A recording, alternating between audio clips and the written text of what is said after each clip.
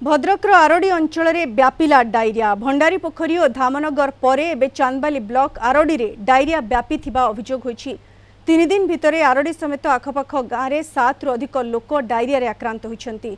RD medical प्राथमिक चिकित्सा हेबा परे 2 जनकर स्वास्थ्यावस्था बिगिड़बारु सेमानंकु भद्रक जिला मुख्य मेडिकल को स्थानांतर करा जायछि। आउ 5 जन मेडिसिन नहीं घर को फेरी। आरडीर विभिन्न स्थान में अलिया जमी रही अस्वास्थ्यकर परिवेश सृष्टि होछि। मंदिर प्रवेश पथ सह ड्रेन रे जमी रही अलिया आवर्जना यह विभिन्न स्थान में पाइप फाटी दूषित पानी टैप रे आसुथिबा लोके अभियोग करिसेंती। फुटपाथ रे बिक्री करा जाउथिबा खाद्यर मान जांच करुनी खाद्य निरापत्ता टीम।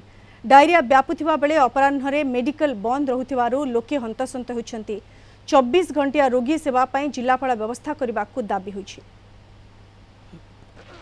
पुष्करणी बाबांकर जो शिवगंगा पुष्करणी ये पुष्करणी पानी केबेठू दूषित है कही हेबनी। बर्तमान पचा गंधा जमी गंध अपरिष्कार भाव से पानी जमी दूषित होती कई मुहरे मारू ना।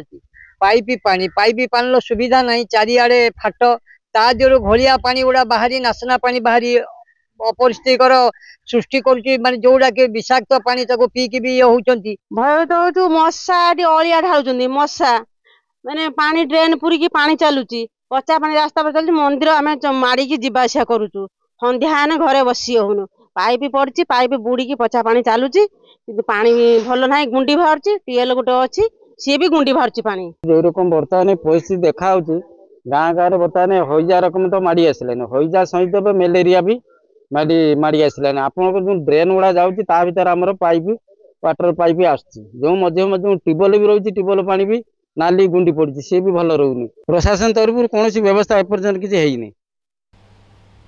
इस संपर्क में अधिक सूचना फोन लाइन जोड़ी होती आम चांदबाली रिपोर्टर देवाशीष पाढ़ी। देवाशीष वर्तमान आरडी रे डायरिया व्यापार लगी केते लोक वर्तमान आक्रांत हेलेनी एवं ये डायरिया व्यापीवा पछर प्रमुख कारण कौन बोली कहा जाउछि देवाशीष?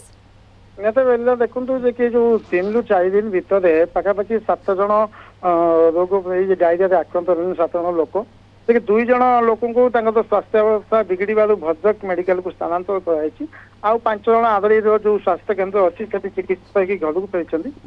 जो डायरिया व्यापार मुख्य कारण हूँ जो अस्वास्थ्यकर परिवेश तासह जो जेहेतु नहीं किसी दिन तले वर्षा कंटिन्यू 3-4 दिन वर्षा होता तो आरडी समेत आखपाख अंचल विभिन्न स्थान में अलिया जमी रही जो पानी आर जो आप जो शिवगंगा पुष्करणी अच्छी से पुष्करणी पानी पूरा नाचना देखिए किसी दिन हम से पोखरी पानी पूरा कला पड़ी रही जो ड्रेन मान अच्छी ड्रेन सब सफा होनी कि जो प्रशासन तरफ जो पदक्षेप नवा कथा जमी सब स्थान में ब्लीचिंग पकड़ा कथा कहूँ नलकूप पाखे ब्लीचिंग जो प्रशासन तरफ जमी व्यवस्था करिया कथा पदक्षेप नवा कथा सेमती आरडी अंचल से व्यवस्था प्रशासन तरफ करा जाए ना जहाँ देखा मिली।